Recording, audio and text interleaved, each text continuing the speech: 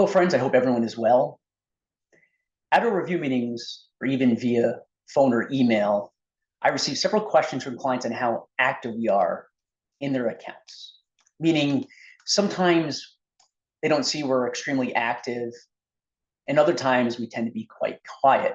And wondering, is there a rhyme or reason as to sometimes they see more moves in our accounts and other times they don't? These are great questions, and I'll do my best to explain it here today. As a backdrop for our advisory accounts and for disclosure purposes in general, I'll remind clients we are not paid on commission for any advisory accounts, but work on an advisory fee-based compensation. In addition to it, there's no guarantee of performance nor guarantee of returns when we manage or hold clients' monies at all. So with that in mind, what's going on in the background actually? What do we actually do? So first and foremost, I'll let everyone know we do review the markets daily. Second, when it comes to your individual portfolios, what we're looking at is the risk objective. That's the second component here. If the asset allocation ratio becomes out of whack, then we'll initiate. So for example, let's assume we have a client who's about 80% stocks and 20% bonds. And over the course of the year, let's assume the stock market does really well and the bond market does very poorly, now leaving you with about 95% in stocks and 5% in bonds. Well, now you're in a situation where you're significantly more aggressive than what we're targeting. That would be a situation where what we might do is look to rebalance, bring you back to that stated risk objective there.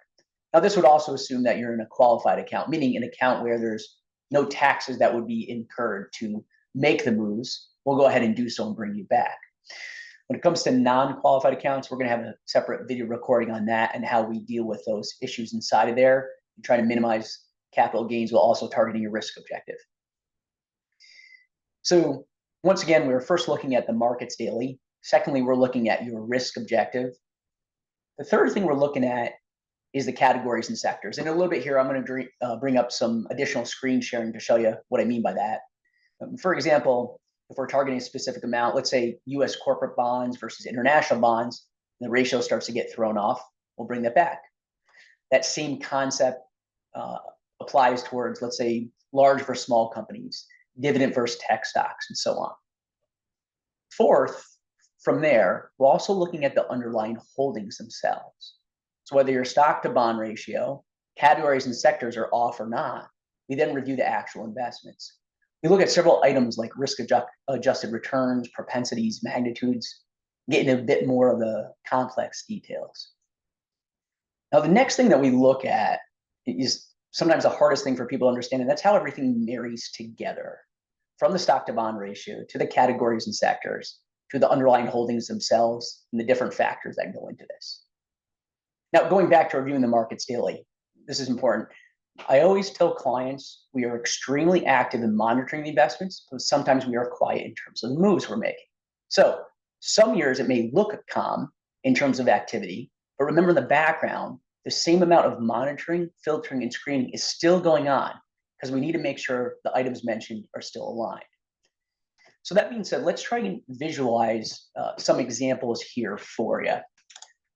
So the first visual that I'm going to bring up here is just an example of a 70-30 portfolio for clients. This isn't specific to any one client, but just want to use an example of a basic 70-30 portfolio we might be looking at. Things that we're looking at is the performance of the portfolio, how it's doing here versus, let's say, a benchmark. Is it outperforming? Is it underperforming? We'll look at the underlying holdings. We'll look at the weightings of the holdings. We're looking at how much they're drifting away from the actual targets. And high level, we'll look at the asset allocation as well. So this is just a very high level example. Then we'll get a little bit deeper. We'll go into the allocations themselves, a bit more granular. So here we're looking at how much exposure we have to, could be North America, could be Latin America. We call this regional exposure. So Europe developed, Japan, Australasia, Asia developed, emerging markets, and we can zoom in even further to show the different countries that we have exposure to in the different regions of the world. We can go even further and we can look at the market, what's called capitalization size, or that average size of the stock or bond, stock I should say, that you're holding. We can look at the bond in the actual sector that you're exposed to. We can look at the quality of the bonds. Are we using junk bonds? Are we using AAA, high quality, high credit quality bonds?